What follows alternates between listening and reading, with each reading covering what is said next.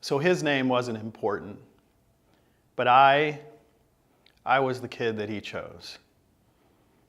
For 2 straight years, I was the kid. We were in the same 3 sports together, so there was no getting away from him. It was a junior, senior high school, once again. Nowhere to go.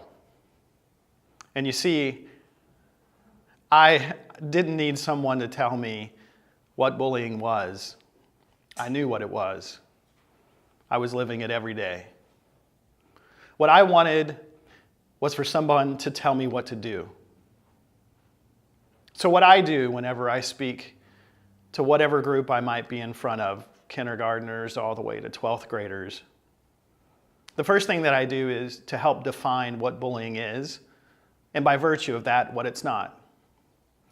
The research is pretty clear. Even as a classroom teacher, I really couldn't tell you exactly what bullying was. Even as someone who went through bullying, I couldn't define it for you.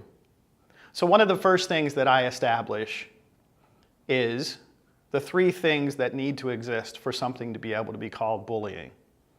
The first being that it's mean. Now, oftentimes I get to work with kindergartners or 2nd graders and 3rd graders, and I have them come up with me, and we stand in front of the entire school, and I tell them that sometimes when you do something physical, it helps people remember it.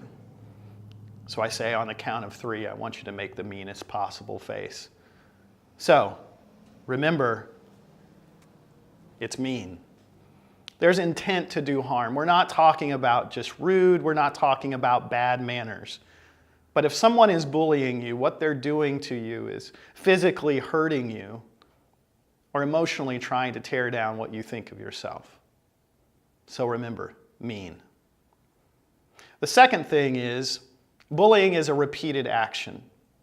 If it's happened just once, and I always have them do this, then that's not bullying. Bullying is like this. It happens over and over. So, someone is truly being mean to you, and they're doing it over and over. Now, the third thing is always the most difficult to sort of get across. And in fact, as someone who went through bullying for 2 years, the first time that I came across this term in the research, I kind of scratched my own head. The term is power imbalance. Of course, the first time, I was like, I'm not even for sure what that means. But talking to over 140 schools and over 100,000 people, I've really come up to understand what I think that means. As I look back at what I went through, I understand what it means now. You don't even think you can have the conversation, right? The conversation that says, you might think this is funny, this might be something that you and your friends enjoy, I don't know what, but can you please stop? You don't even think you can have that conversation. Sometimes you have that conversation and it just doesn't stop. But that's what a power imbalance is. I often tell my audience that sometimes they're physically bigger than you. Sometimes they're older than you. Sometimes they're a part of a group that you just don't feel like that you're a part of. But there is some sort of power imbalance that exists there. I always finish off that portion by reviewing. So the first thing is that it's truly mean. The second is that it's repeated.